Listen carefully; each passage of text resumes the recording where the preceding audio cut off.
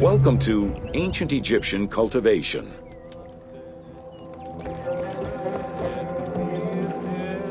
The new grain types of the Ptolemaic period required a great deal of water. Farmers needed to ensure they had effective, consistent irrigation. The Nile's rising and receding waters naturally irrigated most of the crops. Areas where the Nile didn't reach, such as gardens and vegetable plots, required an irrigation tool known as the shadoof. The shadoof allowed easy transport of water from its source. It consisted of a tall wooden frame with a long pivoting pole and suspended bucket. The system could be raised and lowered with little effort.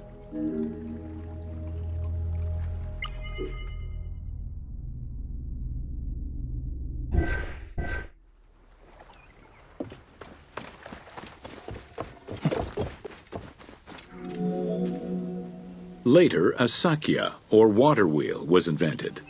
The sakya needed animals to turn the wheel, which rotated buckets through the water. It drew the water to an elevation of 3.5 meters and enabled a great deal of control over the irrigation process. This improvement supplied larger areas and thus resulted in larger harvests.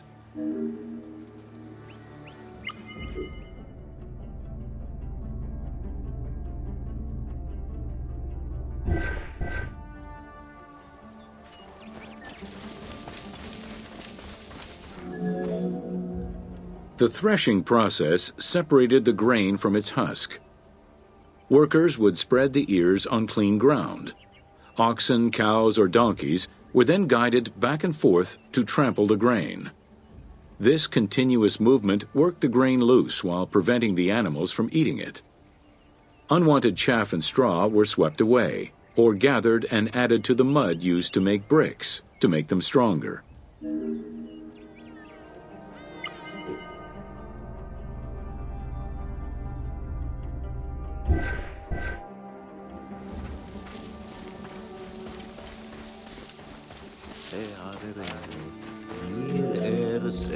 Winnowing was the stage where workers used wooden scoops to throw ears in the air. The wind carried off the chaff, leaving the heavier seeds to fall to the ground. This action was repeated until the undesired materials were sifted out. Grain waste was mixed with manure or other organic substances to produce brick-shaped dung loaves that could be easily burned. A standardized brick size enabled Egyptians to mass-produce this byproduct and use it as a commodity.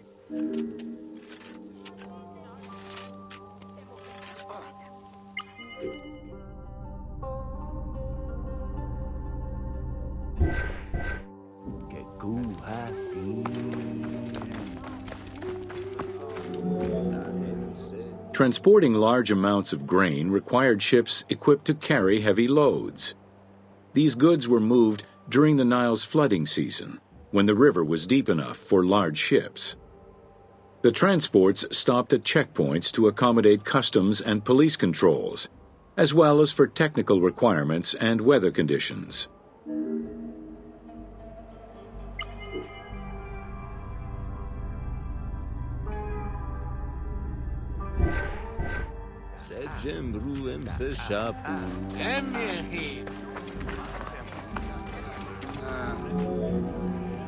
Having reached Alexandria's inner harbor, the wheat was unloaded under the supervision of a civil servant in charge of wheat management. Portions were distributed to Alexandria's city market, and the remaining stockpile was either exported or stored in warehouses.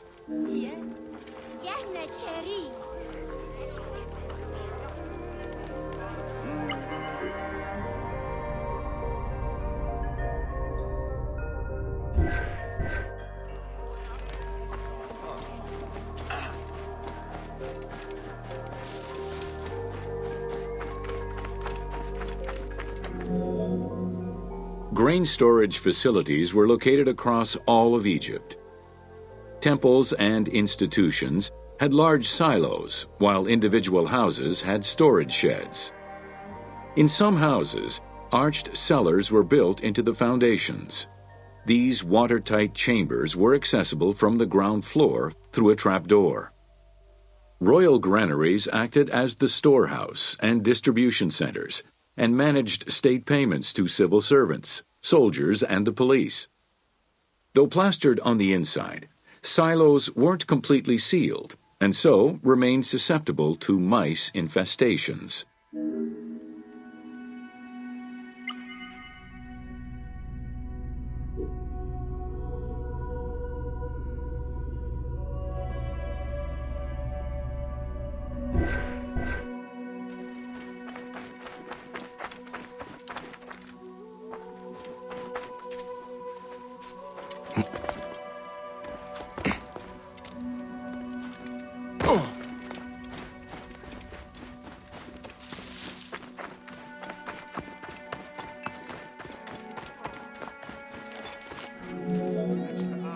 When the grain was ready for processing, it was poured into bowls and pounded into a coarse flour.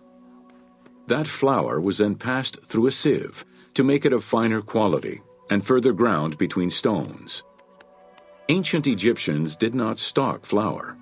Instead, fresh grain was portioned out each time to produce flour as it was needed.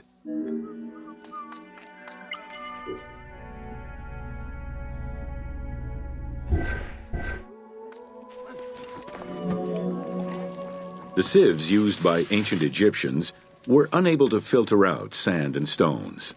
Grit often passed into the flour, causing long-term tooth abrasions among all classes of Egyptians.